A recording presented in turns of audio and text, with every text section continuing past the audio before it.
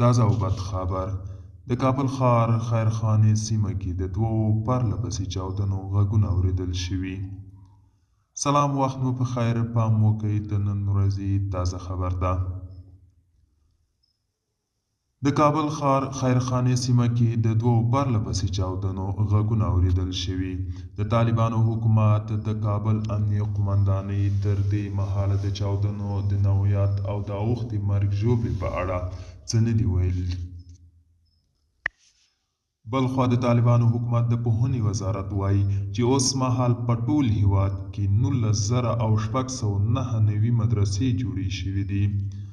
د دغه وزارت د چارواکو نن یو خبري کنفرانس کې ویلي چې 3,680,200 کسان په دیني زده کړو بوخت دي.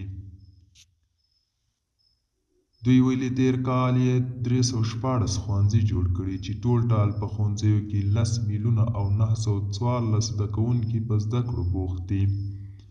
دا په داسې حال کې ده چې د تیرو 3 کالو راهیسې د نجونو پر مخ د ښوونځیو دروازې تړلې دي.